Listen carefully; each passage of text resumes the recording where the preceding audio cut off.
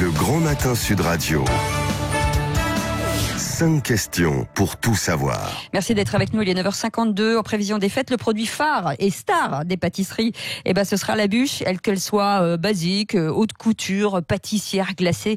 Bref, c'est la tradition aujourd'hui. Et vous allez certainement en manger une ou peut-être en faire une chez vous. Et on en parle ce matin avec Michel Tanguy. Bonjour. Bonjour. Vous êtes journaliste culinaire. J'ai envie de lécher ce livre. Je vous le dis tout de suite. Tellement ça donne envie. Normalement, c'est pas le but, mais bon. Aux éditions First, donc ce sont que des chefs qui proposent. On n'avait pas pensé à cette application-là. Ouais. Ah bah oui. Ce sont que des chefs qui proposent effectivement leur bûche. Alors la première interrogation que j'ai, c'est qu'il n'y a que des garçons. Oui, pourquoi ? Alors non, il y a pas que des garçons. Il y a une jeune femme qui s'appelle Marion Juel qui est rennaise.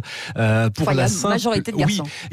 Oui, il doit y avoir 3 ou 4 filles. Il y a une majorité de garçons parce que pour l'instant, il y a encore une majorité de pâtissiers. Et ensuite, il faut être transparent. Quand vous posez la question à un pâtissier à savoir s'il veut participer à un livre, tout le monde ne dit pas oui. Donc j'ai aussi démarché des femmes qui ont refusé. C'est un peu de temps quand même, parce que pour faire un livre comme ça veut dire se déplacer chez eux avec un photographe, s'installer, faire des photos.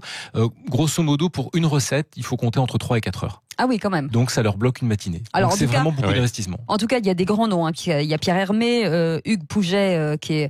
Alors lui, c'est le bijoutier de la pâtisserie. Philippe Bernachon, qui est une institution à Lyon. Il y a Quentin Lechat, qui est un pâtissier. Alors lui, qui est assez atypique puisqu'il n'a ni le sucre ni les desserts. Oui. Bon, ça c'est réglé. Philippe Contincini, qui est quand même l'obsédé du goût par excellence. Le monstre sacré de la pâtisserie.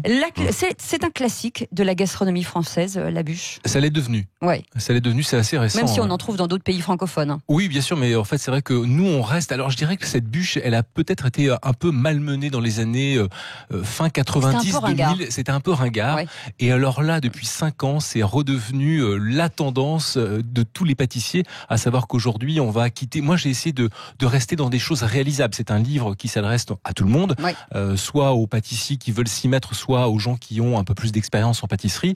Donc, c'est très bien expliqué. Ouais, j'ai choisi des bûches relativement simples. Maintenant, après, vous avez des pièces d'orfèvre, notamment dans les palaces parisiens, alors on ne peut plus appeler ça bûche. Ça n'est plus des bûches. Ce sont des gâteaux de Noël, des créations de Noël. Ce sont des choses designées. Vraiment, c'est comme vous dire léché, mais pour le peu, c'est irréalisable par le commun du mortel et ça demande un travail colossal. Non, mais l'impression que c'est effectivement la collection automne-hiver de la Fashion Week. Absolument. En fait, c'est ça. Hein. Ouais. Aujourd'hui, c'est devenu une signature. Il y a vraiment 2 signatures dans l'année pour les pâtissiers. La bûche de Noël aujourd'hui, et ensuite on enchaînera avec l'épiphanie, avec la galette des rois. Alors, ils vont se refaire plaisir à ce moment-là. Ce qu'on ignore, c'est que finalement, les chefs la préparent pratiquement 1 an à l'avance, de les goûts, comment on va la comment on va la fabriquer, avec quels produits. Il y a une vraie réflexion, notamment dans le design, et puis après dans les goûts. Alors on essaye, je dirais qu'on oscille entre des choses un peu classiques, et puis on va oser l'originalité pour certains. Quand vous discutez avec la majorité des pâtissiers, tous vous répondront, quand vous faites des parfums très exotiques, ce qui va vraiment se vendre, c'est le chocolat, c'est la vanille, c'est des choses très très consensuelles. C'est le croustillant, ou alors c'est il y a un chef qui s'appelle Masatoshi Takayanagi, qui est au Mans. Qui est au Mans, c'est rigolo. Oui, c'est ça. Qui est japonais, et c'est vrai que il a finalement une interprétation nippone de la bûche. C'est très joli et c'est très appétissant et ça a l'air facile plutôt. Oui, absolument. Mais j'ai essayé vraiment de trouver des choses qui soient relativement faciles. Il y a vraiment c'est bien. Les premières bûches du livre sont des bûches roulées, et je veux dire qu'avec un minimum de matériel, on peut vraiment la faire à la maison, cette bûche roulée. Minimum de matériel. Vraiment un minimum de matériel. Oui, Patrick, il faut un minimum quand même. Oui, mais bon, après, on n'est pas obligé d'avoir tous les robots de la Terre. Non, c'est pas une question de robot, c'est une question de... Un bras, un fouet, un saladier, déjà, on n'est pas trop mal.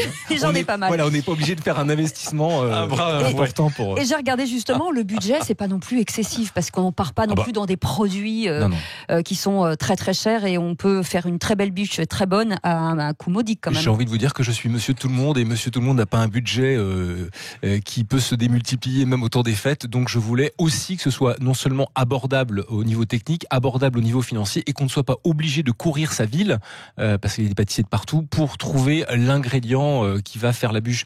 Donc normalement, on peut tout trouver à proximité de chez soi, parce que même dans les villes de moyenne importance, on a aujourd'hui des boutiques spécialisées en pâtisserie, et il y a à la fin de l'ouvrage quelques adresses, notamment de sites internet, absolument, pour pouvoir commander le matériel, 2-3 produits. Oui. Voilà. Donc pas cher. Ouais, pas et il y a cher. même un glossaire pour vous expliquer, parce que forcément il y a un langage. Oui, il y a un langage. Ouais. Voilà. Et donc pour tout comprendre, moi je vous propose c'est de l'acheter. Ça s'appelle Bûche aux éditions First Edition, avec des textes de Michel Tanguy et des photographies de Fabien Breuil, et puis de les fabriquer, de les poster sur les réseaux sociaux. Ah oui, avec plaisir. Et voilà. Comme ça, on content de le savoir. On comparera. En tout cas, merci d'avoir été avec nous ce matin. C'est un très joli livre. Ça donne envie. Moi, je vais aller pâtisser. Je vous laisse, Patrick. Oui, non, mais absolument. Non, mais je sais. On va aller manger un petit gâteau. Oui, c'est ça. Vous avez retenu le livre. Si vous voulez, on peut même boire un petit coup de champagne. C'est mon anniversaire. Vous n'êtes pas obligé de chanter. Happy birthday to you. Merci, c'est gentil. Patrick, pourriez m'aider, s'il vous plaît? Oui, il a chanté. Il a chanté.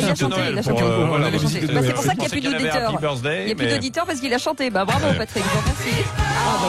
Voilà. Alors ça, c'est réactif. Bon anniversaire, Michel Tanguy. Et puis, on vous souhaite de bonnes fêtes de fin d'année. Merci. À vous aussi, belle fête. Absolument. Merci de votre invitation.